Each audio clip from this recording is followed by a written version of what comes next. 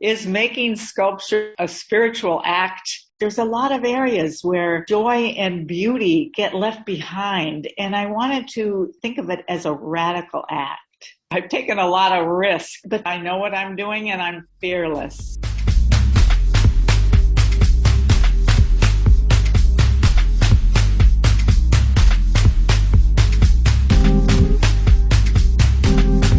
Welcome to Angel City Culture Quest, where art, social justice, and the environment meet in Los Angeles.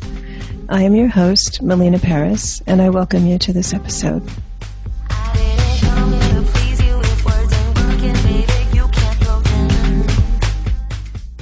Hello, and welcome to Angel City Culture Quest. Today, we're talking to Ann Weber. This episode is called No Fear, Ann Weber's Art of Mastering Transitions. Ann Weber is an artist who lives in San Pedro, part of the city of Los Angeles, where the port is.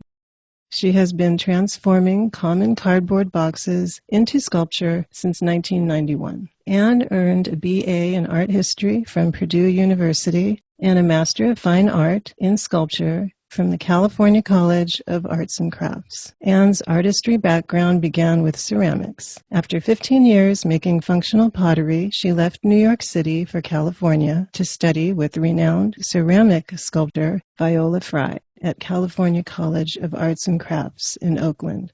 In 2018, Ann was awarded a Pollock Krasner Grant. Her residencies include American Academy in Rome, Oberpfalz Künstlerhaus in Schwandorf, Germany, International School of Beijing, and the De Young Museum in San Francisco. Ann relocated to Los Angeles after living for 30 years in the San Francisco Bay Area. Good morning, Ann. Hello, Melina. How are you? Very well, thank you. Great.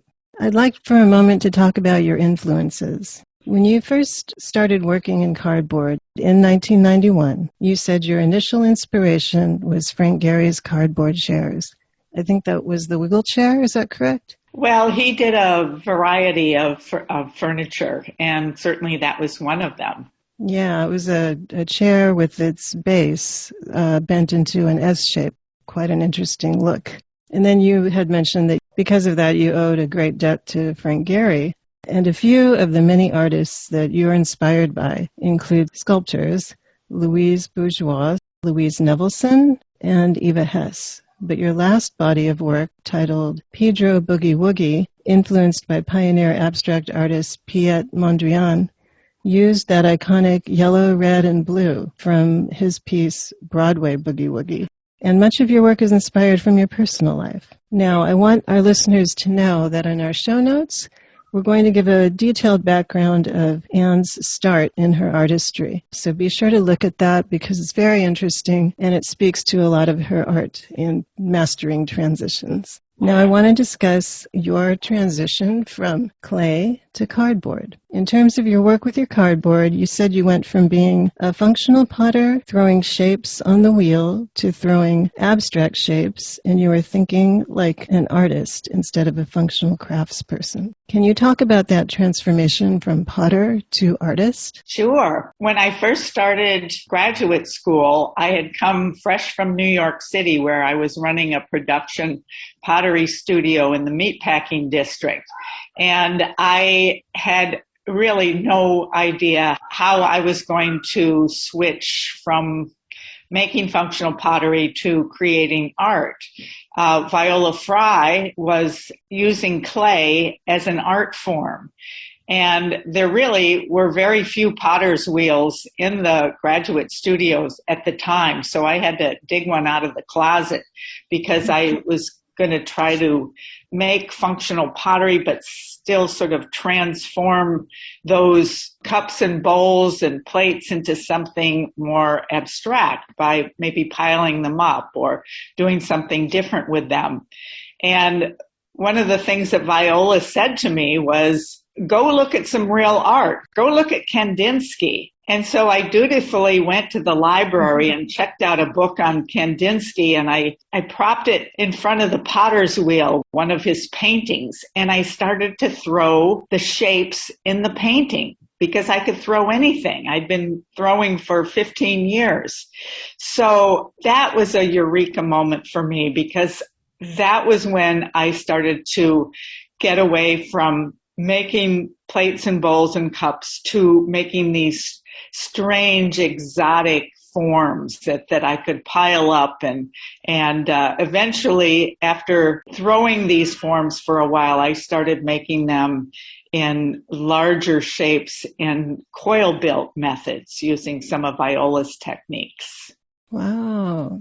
And what a feeling when you're being successful in reproducing what you're looking at out of your own inspiration. That's fascinating. I want to talk a little bit about a wonderful personal story about you by Richard Whittaker, where you spoke about your decision to move to LA. And in it, you spoke about how you built very close and meaningful friendships in the Bay Area, that you also have a great art dealer, and it's a beautiful and stimulating environment, but you also felt you had exhausted most of the opportunities in the Bay Area for showing. Yet now, you very recently are in an exhibit at the San Francisco Museum of Modern Art titled Art of California, Greater Than the Sum. And the museum has permanently acquired your piece, The Happiest Days of Our Lives. How did you feel about this turn of events just a few years after you left the Bay Area?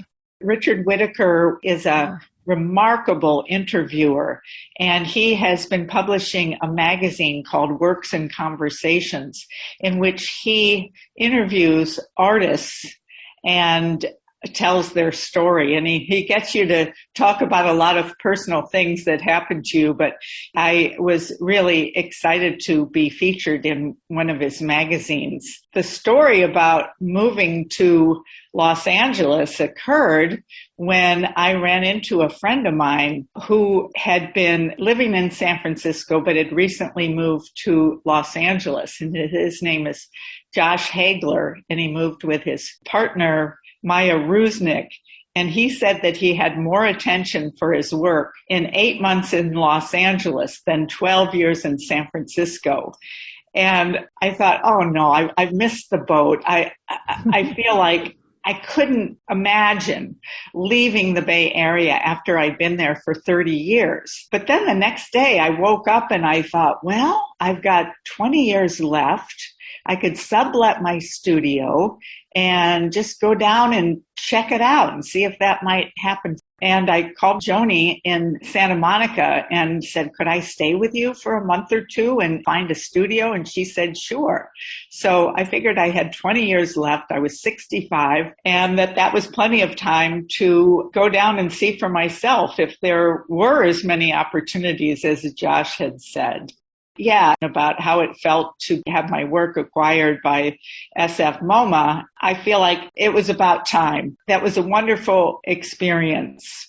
Yeah, definitely. And it was an interesting turn of events. You had mentioned your curator had worked really hard showing your work, and eventually all the curators of San Francisco MoMA had come to your sale with the head curator, and it was around that time that this transpired where they actually acquired the piece. And you had mentioned another couple bought a piece of yours and also donated it to the museum as well. It takes a lot of decision making to decide to bring an artist into the collection of a major museum like SF MoMA. And they have to think long and hard as to whether or not they're going to store your piece for the rest of till eternity, or as long as it's going to last. So one interesting aspect of the decision for SF MoMA to decide to acquire a piece of mine had to do with the head curator, who is Janet Bishop. And she said that she was visiting some houses of some friends of mine, and she started to see that my sculptures were in these collections of some friends of hers, mutual friends. And so she thought, I'm going to have to take a closer look at this artist. And my art dealer, Lisa at Dolby Chadwick Gallery, had been courting the museums for quite some time, as she does whenever she has an exhibition of one of her artists. So finally, in 2018, when I had a solo show in the gallery, she got the museum staff to come over and take a look. And the hardest part is to get them to say yes. And after that, they can decide whether to buy your piece directly. But many pieces come into museums because they're donated by a collector. So my art dealer felt that now that they've said yes, the easy part was to find someone to purchase my work and donate it to the museum. And that was April Sheldon and John Casato, who are art collectors. And April is an art consultant, interior designer, and she has placed my work in a number of her clients' homes. So she had a soft spot for my work, and she had also purchased some of my work. So she and her husband, John Casato, very generously purchased the piece and immediately donated it to the museum. That's wonderful. And the Oakland Museum had accepted one of your large cardboard pieces as well. And the Berkeley Museum and the Crocker Art Museum each took a drawing of yours. But most recently, the Long Beach Museum of Art, Barnsdall Art Park, Los Angeles Craft Contemporary Museum, and Torrance Art Museum have all had a part of your work that you've been doing in recent years. And of course, San Francisco. Now, next, you had firmly established yourself in San Francisco, but I want to talk a little bit about the transition and the hard work that you did in getting to know people and getting to know the artist community here. Can you elaborate a little bit about after you moved down here and how that happened for you? Well, Josh and Maya Brusnick were correct that there were incredible opportunities down here. And we have to remember that San Francisco is a town of 800,000 people, and Los Angeles County has 8 million people. So there are so many galleries and museums and arts centers. And it just was a wonderful opportunity for me to show my work. And one of the things that appealed to me about Los Angeles was that the Broad Museum was just opening. Hauser and Wirth, the International Gallery, was this huge complex. There were several other major galleries that were opening here, and it just felt like a really vital and alive art scene. And I started to meet people really quickly. And partly it was because I found a great studio in San Pedro that was owned by Eric Johnson, who's a very prominent sculptor in the Los Angeles area. And so he rented me some space in his space and introduced me to a lot of the artists around San Pedro. And then every weekend, I would go to a lot of different openings and I would meet people there, and I was so excited to be here. Los Angeles, because of the movie industry, it felt like the artists that I met, they wanted to introduce me to their art dealers or another artist, or they wanted to take me to a studio and show me so-and-so's art or have me come and see their own art. So it just started to blossom.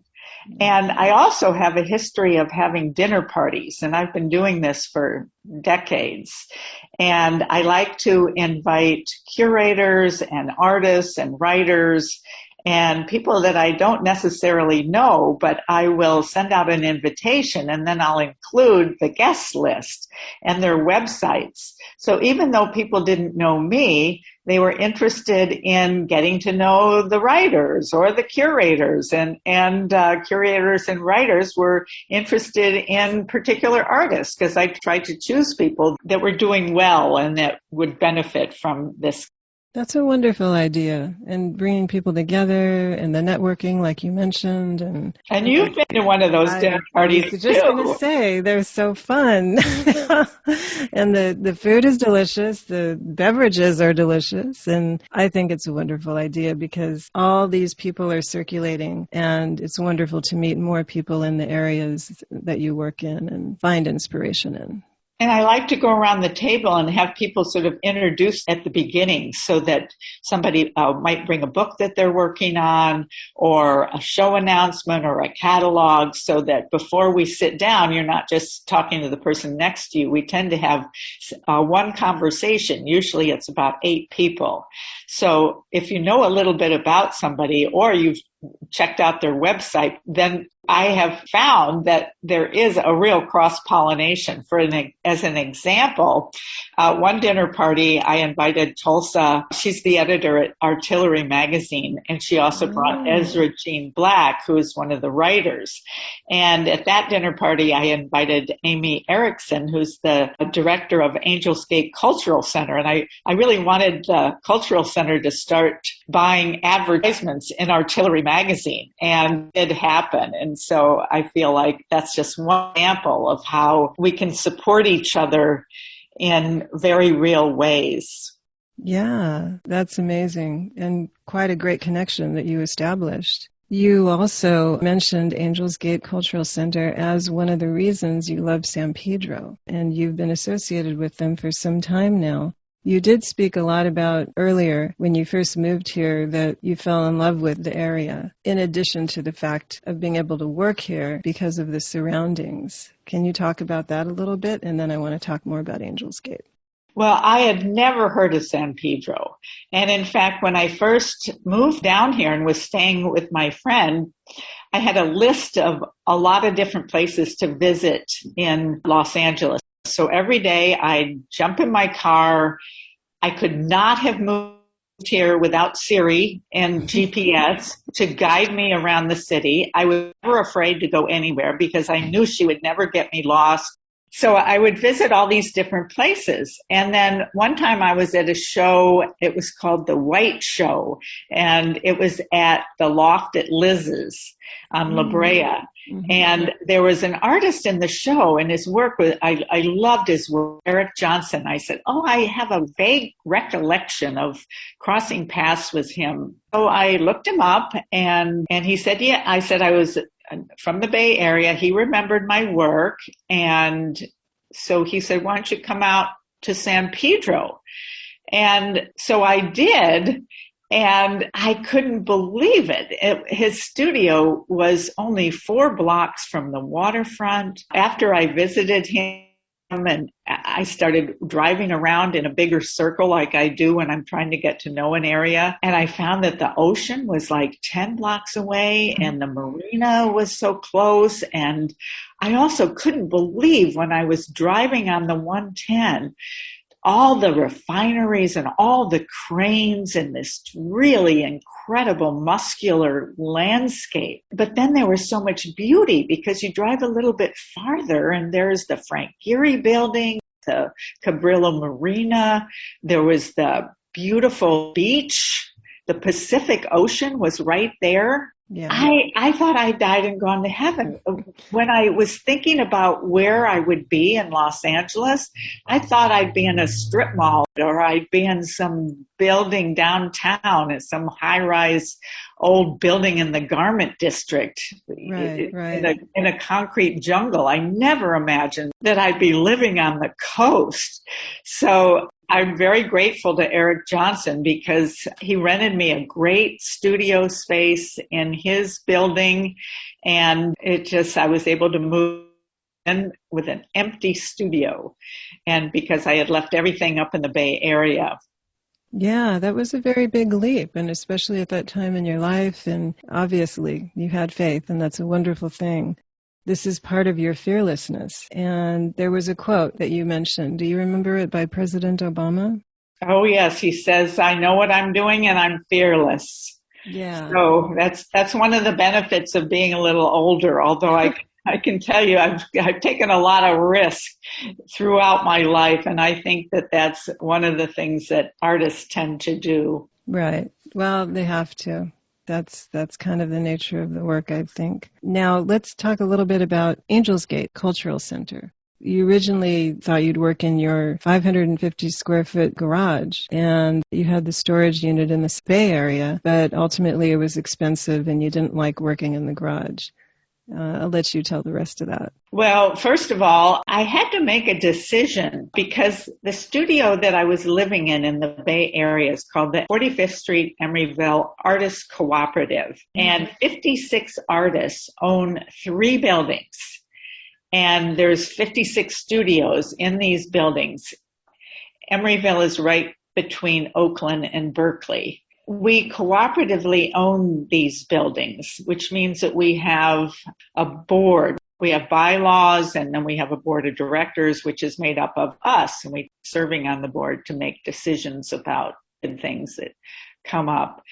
And one of the bylaws says that you can sublet your studio for 1 year, and you can have a 1-year extension. So you can leave for up to 2 years, but it has to be either art related or taking care of family. So I had 2 years to decide if I was going to come back to my studio. If I didn't come back to my studio, I had to sell it.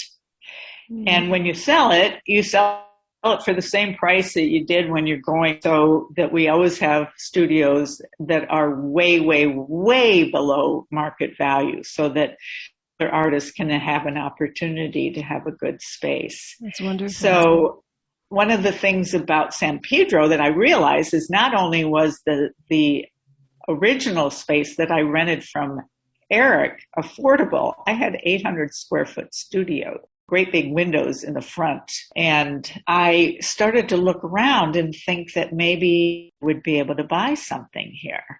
And the more I looked, the more I realized that the prices were reasonable.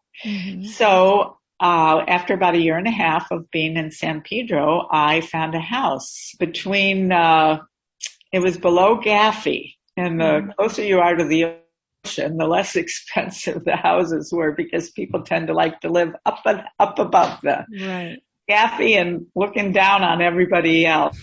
So I was very fortunate to find this great old 1920s house that had a 2-car finished garage with apartment above, so that I could rent it out and help pay for my mortgage.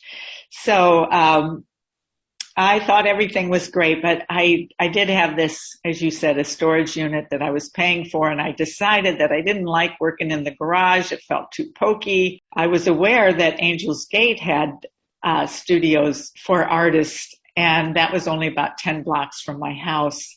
And so I put my name on the list, and when a little teeny tiny studio became available, I took it. And it was only about the size of my dining room, about 150 square feet, but it had these windows that looked out, and you could barely see the sunset through another building. But it was amazing that on one side of the building was the ocean, and on the other side was the port. And this is land that's high up on a hill. It is sacred land. And I fell in love with the place, and I'm also very grateful to be there. There's exhibitions. We also have classes there, and that the public can come and learn ceramics, printmaking, drawing, ukulele, Polynesian dance. It's an organization that's become very close to my heart. At the present, I am on the fundraising committee, so I do a lot to support this organization. Yeah, it's a great contribution. If you're just tuning in, we're speaking with San Pedro artist and sculptor Ann Weber. Thank you for listening.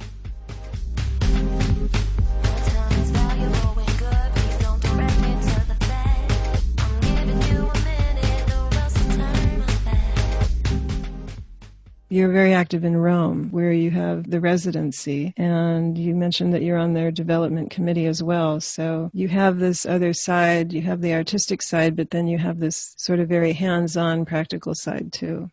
Yes, I think that that's another great way to network. For one thing, when you give your time and volunteer, it always comes back double, and it's a way to participate in helping other organizations that do a lot for artists.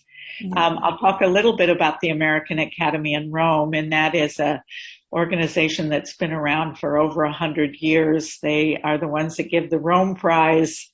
I have yet to win the Rome Prize, but I was a finalist once out of Oh, 450 submissions. It was narrowed down to 8, and they only chose 4. They didn't choose me, but I have been going for the last 8 years. I've been 3 times for 1 month through another program called the Visiting Artist Program. So being in Rome and being at the American Academy with the prize winners that are there in all fields, from scholars to composers to artists to landscape designers, it is one of the richest experiences that I've ever been in. And so I have a great debt to them as well. It opened up my eyes in so many ways that I feel very connected to them as well. that's wonderful.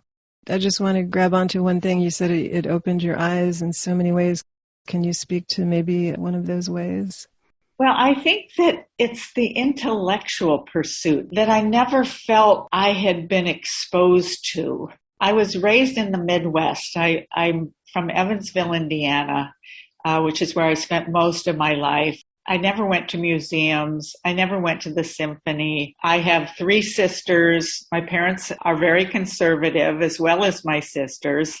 And so I felt that being exposed to intellectual minds and writers was an area that I really didn't have much experience with. But sitting at the table with these extraordinary minds, open mind to the fact that I can read Homer, I can go into that library and type in, is making sculpture a spiritual act? And find myriad books and information about that. And Wow. it was just such an extraordinary experience. And also have been studying the history of Rome and studying Italian for the last 10 years. So that was another area that I just added just immensely to my experiences. Yeah. Oh my goodness. That sounds fabulous. I would be so intrigued to hear more about that. It's an ancient culture, and as you said, there's so much wealth of knowledge that we may have to have a part 2 for that. Because it really does sound fascinating, and being around all those people. And I like that idea about, how did you say, is creating sculpture a spiritual act? Is that what? Yes. Yeah, that's fascinating. I want to explore that more. Well, you just get Bernini and you know that there's got to be something really, really, really deep in the way that he works and where his ideas come from. Ah, yes, yes. Now, getting to your art, the way you were describing it in your statement, you said that one of the unique qualities of your art is the psychological component, neither entirely representational nor abstract, but something in between. I want the viewers to bring their own associations to the artwork. Now, the forms that you work with are simple ones, cylinders and circles. You said that the sculptures are symbolic of male and female forms and the natural world, and that you use architecture and art historical references to evoke memory, relationships, and morality in your sculpture. So in terms of evoking memory and morality, you've made 3 significant large pieces in response to major events. They are titled, You Don't Need a Weatherman to Know Which Way the Wind Blows, and of course, Happiest Days of Our Lives, which San Francisco MoMA acquired, and Pedro Boogie Woogie. Can you talk about the inspiration behind each of those pieces? Well, let's pick one. I think I'm going to choose Happiest Days of Our Lives, and I will give you an example of how I work. I started making these sculptures based on the graffiti that I found all around me. And the more I researched the graffiti, I realized that it has a deep history. And in Los Angeles in the 1930s, there were a lot of people moving up from Latin America. And as with all immigrants, you need to form special communities to support each each other. And it was more in the way of social clubs that people would get together, young people, and they would form groups. I hate to use the word gangs because that is so pejorative, but each group would be in a certain neighborhood and they would write their names on the wall in Gothic script. Mm-hmm. And that sort of was the origins of a lot of street art and graffiti art. And it's very different from graffiti in New York City, where I've lived, and also in the Bay Area. And so I was really fascinated with the script of it. And I also felt that it was a way of identifying with your community, and it was of communicating with each other. And so I took some photos of some graffiti, and they're more like artworks or murals in San Pedro. And I started creating these forms. I would cut out in cardboard, and then I would cut out one shape, and then there'd be the other shape next to it, the negative space. So then that would be another continuation. So ultimately, I did about 25 pieces that were freestanding. Then I decided I'm going to put these on the walls. They're going to be more like relief. So I would cut out the shapes, and then I would cut out another shape next to it, and that was the armature. And then I did about 40 of those. I'm still thinking about doing more. And then when I put them on the wall, they reminded me, of course, of the graffiti, but they also looked like Egyptian hieroglyphs. And I wanted to communicate something more than the graffiti in my neighborhood. I wanted them to be about communication, how we're all sort of connected. And because it's not my material, I feel like you can't really take something that is not from your culture and make it your own, but you can also steal ideas from other people and then transfer it into your own interpretation of something else. Yeah. So the other thing that was happening as I was doing this is starting around 2016, is we had those years that were so difficult with He Who Shall Not Be Named. Right. And there was so much that talk about the wall, and I felt like in many ways, my work is not political at all. But I thought, well, I wanted to make some kind of a reference to the wall because this was the first time I've done a big series of wall work. And so I looked up the wall on the Google, mm-hmm. and I came up with Pink Floyd's album called The Wall. Right. And Pink Floyd had such a huge impact on my life. I was born in 1950, so I was part of the revolution in so many of the 68, 70, 72, and Pink Floyd, and just can't even begin to name all the musicians that were so important in that time. So I started to look at the titles of the songs that came out in that album, and one of them was The Happiest Days of Our Lives. And I thought, well, even though we're going through this political turmoil, I felt that these could be the happiest days of our lives. There's a lot of areas where joy and beauty get left behind, and I wanted to think positively and think of it as a radical act. And I do want to mention, because I'm going to share a picture of one of your works, You Don't Need a Weatherman to Know Which Way the Wind Blows. It is two spheres with a cylinder in between. And at first glance, it seems black and white, but no, you've got color in there in some of the areas in between the white cardboard strips. It's a beautiful piece. And how tall is that? That piece is it's probably about 8 feet tall, maybe 8.5 feet. Okay. I've got pieces that are 16 foot tall, and they were done 20 years ago. So I've been doing major work all the way through my career, Melina. I did a series of work during the pandemic, during the really, really difficult period, and that piece was part of the series called Pedro Boogie Woogie. Also felt like I was sort of continuing in a body of work that I had started in 2019 following a show that I had at Harbor College. And I felt that my work was not addressing the political nature of either the pandemic, the horrific fires, and then the murder of George Floyd. And I started to think about ways that I might be able to engage with the social consciousness and political strife that was going on. And so I called that piece, "You Don't Need a Weatherman to Know Which Way the Wind Blows." And it really reflects all the reactions of so many people.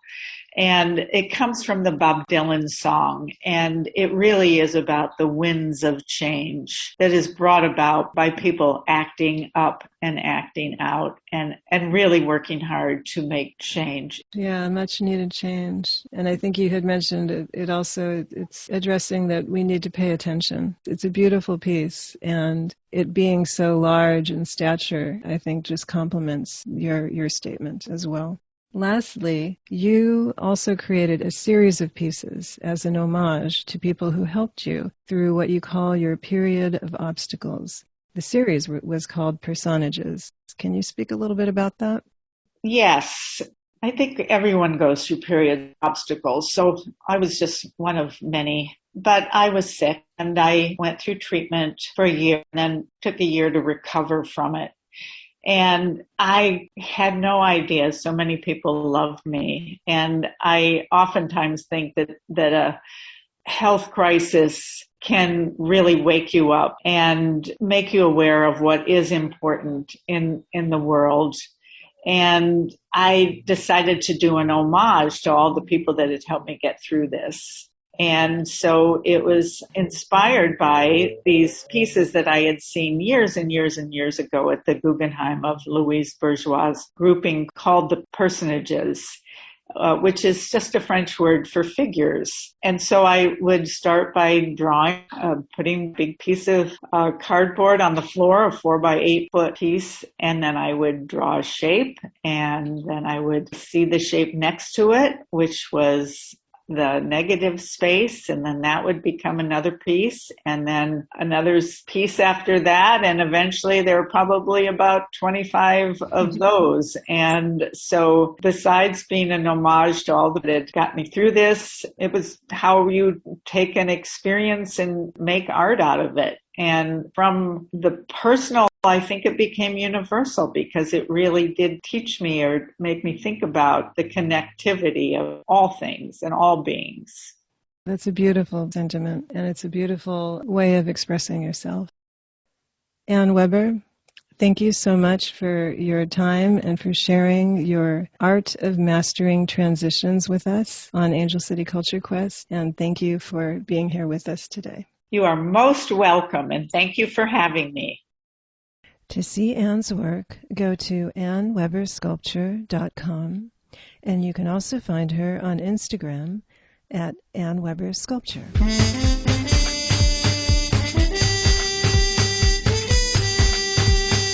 Thank you for listening. If you enjoyed the show, please rate and recommend on iTunes, Spotify, or wherever you get your podcasts.